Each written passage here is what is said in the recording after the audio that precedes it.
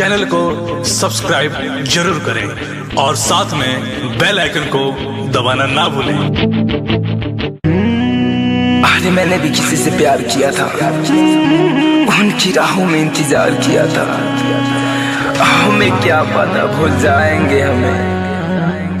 कसूर उनका नहीं मेरा ही था, जो एक बेवफा से मैंने प्यार किया था।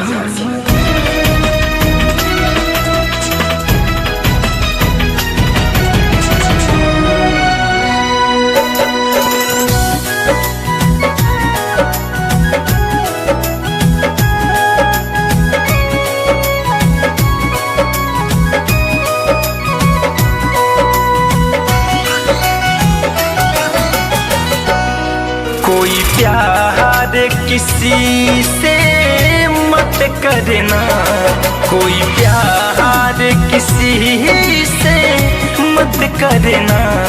सच कहता हूँ पछताओगे, जब दिल की दर्द बढ़ जाएगी, जब दिल की दर्द बढ़ जाएगी। आंसू के सिवा कुछ ना पाओगे।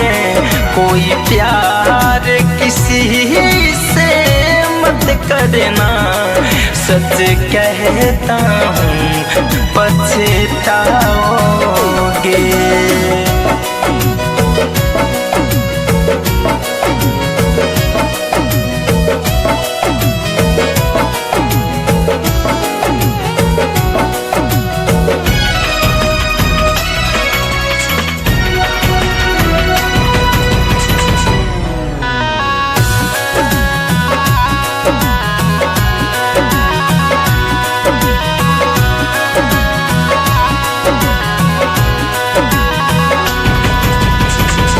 लैला मजनू हीरे रंझा, ये भी एक दीवाने थे।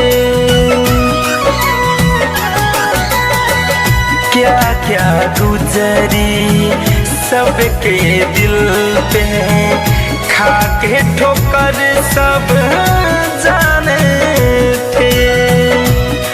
ये दर्द भरा एक मेला है, ये दर्द भरा एक मेला है। जिंदगी भर ढूंढना पाओगे। कोई प्यार किसी से मत करना, सच कहता हूँ पछताओगे।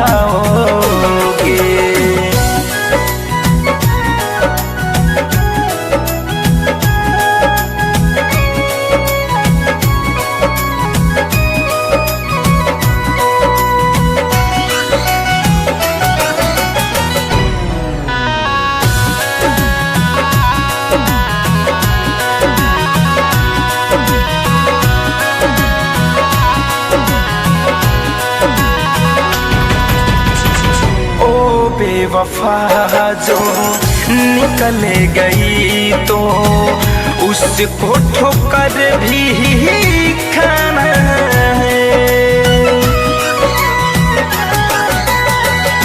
फिरोज फैशन धड़कन धनंजय करके मोहब्बत जाना है। ओ कफन भी उठाने न आएगी, वो कफन भी उठाने न आएगी। जब दुनिया से चले जाओगे, कोई प्यार किसी से मत करना, सच कहता हूँ पछताओगे।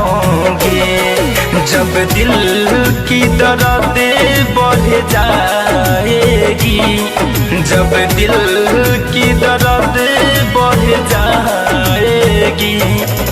आंसू के सिवा कुछ ना पाओगे। कोई प्यार किसी से मत मत करना, सच कहता हूँ